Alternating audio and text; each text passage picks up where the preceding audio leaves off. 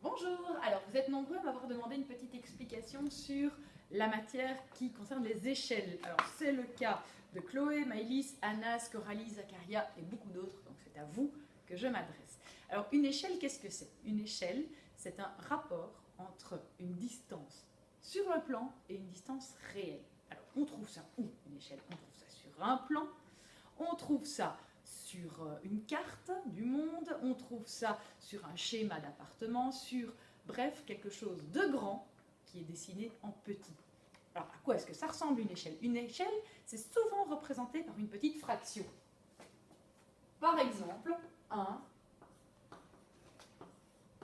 5 centième. Alors, qu'est-ce que ça signifie, un 5 centième? Ça signifie deux choses. Premièrement, que 1 cm sur le plan vaut 500 cm dans la réalité. 1 cm sur plan est égal à 500 cm dans la réalité. Alors, une échelle à 5 centièmes peut aussi s'expliquer autrement. On peut tout simplement dire que la réalité a été divisée par 500 pour pouvoir la représenter sur une feuille, dans un cahier, pour qu'elle soit plus petite. Alors, qu'est-ce qu'on peut vous demander lors d'une évaluation ou d'un test ou d'un CEB concernant les échelles? Premièrement, on pourrait vous demander quelle est la longueur réelle.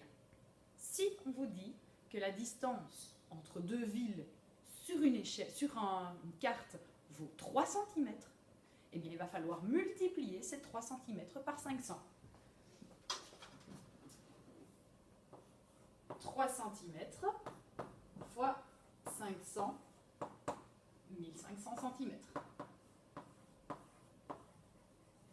Attention, n'oubliez pas de convertir les centimètres en mètres ou en kilomètres, bref, dans une unité plus adaptée.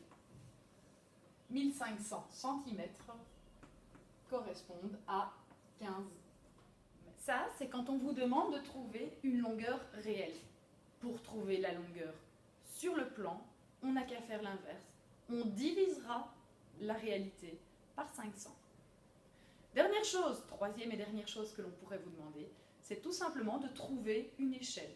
Si on vous dit que 3 cm sur le plan valent 15 mètres dans la réalité, ça signifie que nous avons une échelle 1 5 centième en divisant les deux nombres ici par 3.